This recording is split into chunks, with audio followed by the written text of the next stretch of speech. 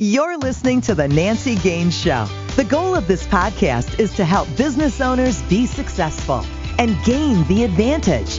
Nancy has helped some of today's top Fortune 500 companies across a wide spectrum of industries work through their toughest challenges. She can help you too. So if you can't find the solutions you need, there are no more books to read or workshops to attend. The Nancy Gaines Show can be the difference between your success and failure. And now your host, Nancy Gaines. Hi, it's Nancy Gaines, and welcome to the Nancy Gaines Show, where we provide actionable ideas for entrepreneurs to grow their business and have more abundance in their lives. So the focus of today's podcast is all about challenging habits to increase your happiness. Super great topic, and I'm really excited to have a very special guest, Kara Deringer. So let me tell you about her. She's an author, a coach, a trainer. She has a passion and commitment to supporting people and creating peace in their lives. She has a master's degree in conflict management. She mediates, facilitates, and coaches. And she's from Canada, which is always fun to have international guests on my show.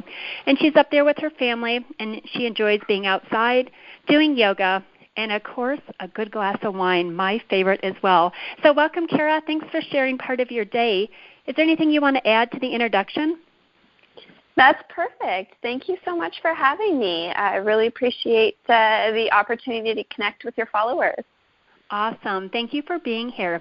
So let's start with your book. I heard you recently launched your book. It's called Chill and Yes. Hit Bestseller. Congratulations. Woo-hoo! What drove you? Yeah, celebrate, Thank you. What drove you to write a book and be an author? Wow. Well, even as a little girl, I would listen to my mom's Wayne Dyer recordings and Tony Robbins recordings, and I had this yearning to be someone that would make such a difference in people's lives and really be inspiring. So I think it called to me early in life, and I've always loved writing. And you know what? I took some leave time from my regular work to be with my young children. And so that gave me some flexibility to pursue my business activities, and then I had some time to write, so I just started writing and away it went. That is amazing. So I looked at some of the highlights of the book. You talk a little bit about procrastination and how people kind of get stuck. What is the secret to beating that? Well, I think the secret is that there's no secret. It doesn't sound as exciting that way. I know. It's like, wow, that's a letdown. No, I think really the secret is to stay in action. So, so much of procrastination is, I think, about emotions overwhelming you. And so when your emotions are overwhelming you, whether it's fear or laziness or, whatever the emotion is, frustration, anger, maybe that someone else isn't, doing something that you think they should. The important thing is really to focus on the action. And so it's not to say that emotions are invalid, but to really look at, okay, what is the emotion and where is it coming from? And another important piece, which I talk about a lot in the book, is the stories that we make up.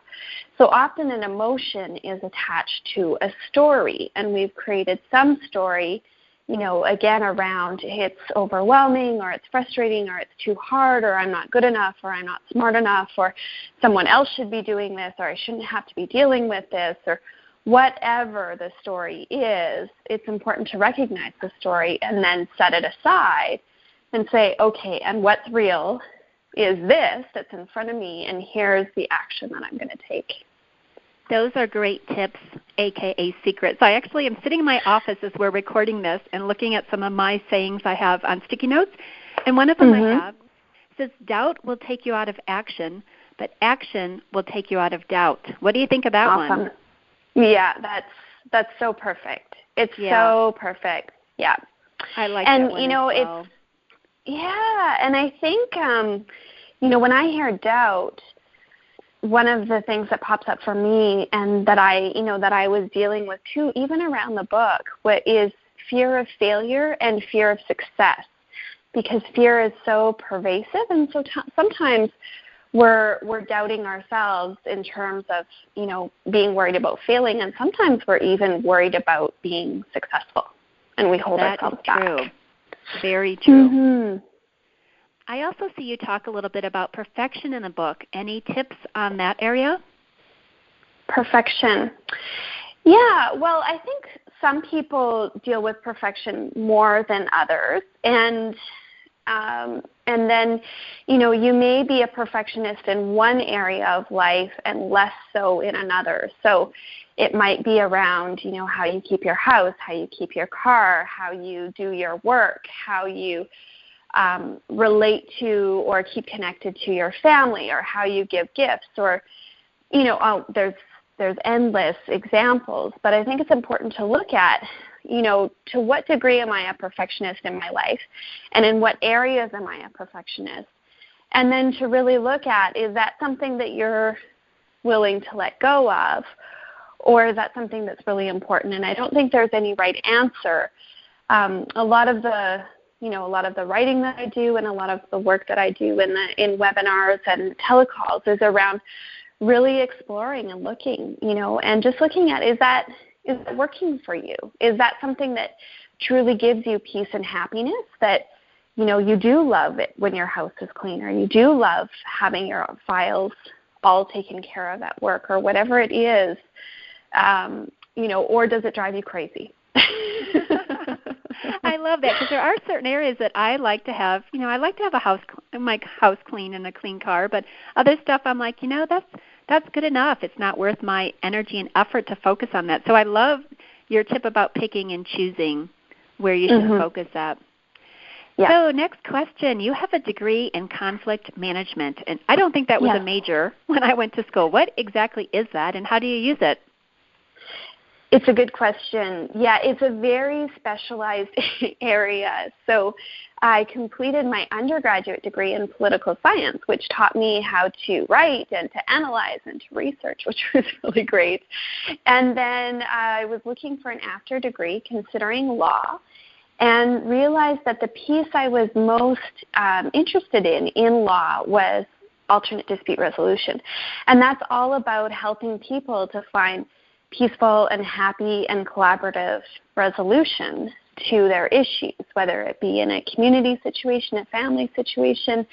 There's so many applications to alternate dispute resolution. So I completed my master's degree in conflict management and began focusing my efforts on workplace conflict. So supporting organizations and their employees to overcome challenges in the workplace. And so the common thread that runs through all of this, in terms of the book, Chill, and my background in communication and conflict management, is really about supporting people in finding more peace in their lives. Awesome. So is that a Canadian degree, or is that available down in the U.S. as well? Yeah, there are definitely institutions that offer the degrees in the States. There's places where even professionals will go for negotiation training or mediation training, which can support them in a career in that very specialized field. And also there's a lot of people doing that kind of training just to support them in their businesses and their professional lives, because we don't actually learn communication and negotiation and conflict resolution specifically in school, and it's such a critical life skill. Yeah, absolutely. So talking about life skills, can you tell us a challenging time you had in life and what you did to get through it? Sure, absolutely. Certainly about 4 years ago was one of the more challenging times in my life, when my former husband and I separated and ended up divorcing. And, that was, I heard myself say that was a journey. It still is a journey of learning and moving forward. Certainly when we got married, we both intended to stay married. And so in terms of the personal growth that was required for me to move through that. The emotions, supporting my children in the transition for them. It was really tough, and it continues to be because I think with any family with kids growing up, there's lots going on, and then there's another level of complexity when children are in two homes, and when there's still emotions going on for the parents, for my former husband and I. Right, I'm sure. Yeah, that's a common thing, and obviously you did okay with it, or you're still working through it, but I'm glad you got through it, and that's good advice. You probably followed the tips in the book, right? Yeah, I do talk about it in the book, and you know what? It's taken a few years, but wow, I have really come to see it as a blessing, in that my mission is really to support people in finding peace and happiness in their lives. And this has certainly given me the full flavor experience of what separation and divorce is like. And so, for anyone who reads my work or who follows my work, it's something that I can bring forward in terms of really being real about what a lot of us are dealing with. Yeah, for sure. Well, I'm glad your background helped a little bit, and I'm excited to read some of that in your book. So a fun question, do you have a quote or a motto that keeps you going? A quote or a motto? Definitely be the change that you wish to see in the world, Gandhi. Wow, every day I am just, inquiring with myself about how I can, be a contribution, how I can be more patient, how I can be more kind, how I can be more respectful. And, I have those conversations with my kids all the time. And it really is about being a role model. It's like the question of what will you do when no one's watching, or what happens behind closed doors. And we had a visitor to our home a while ago, and he was very sweet, and said after he left that he was just touched with how happy my kids were, and he saw some of the interactions while he was here, and he just said, he felt really inspired. And that's really what it's about, is that behind closed doors, what I practice is in place, and it is a true representation of the work that I'm putting out there. Yeah, it sounds like you're in integrity, which is a really peaceful place to be. And how old are your kids? They're 5 and 7. Oh, okay. So truly kids, playful kids. And they're energetic. Oh, I bet, for sure. Particularly energetic, yeah. Well, I know you are doing some amazing stuff with coaching, teleseminars, webinars, things like that. If people would like to work more closely with you, how can they track you down?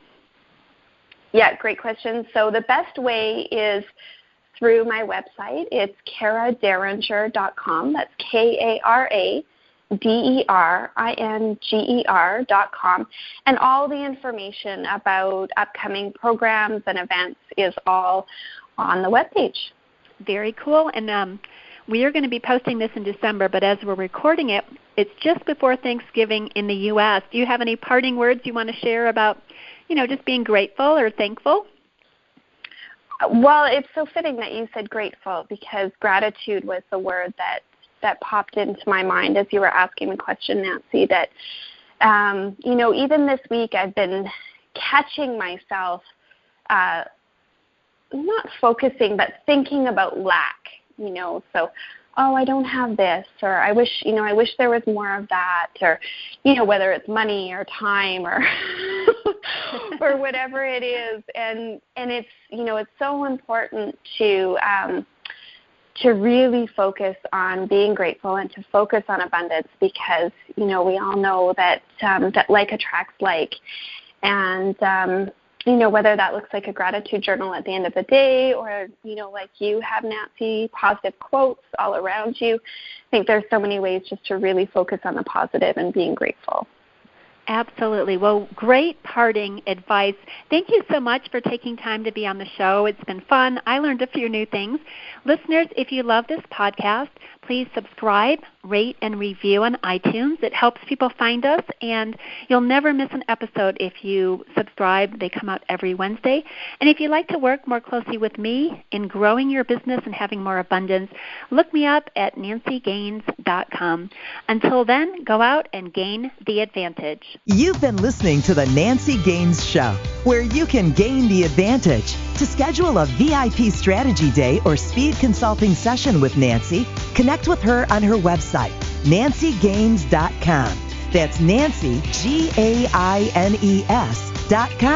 On Twitter, Nancy L. Gaines. And on LinkedIn, Nancy Gaines. Be sure to check back on Nancy's website for new episodes.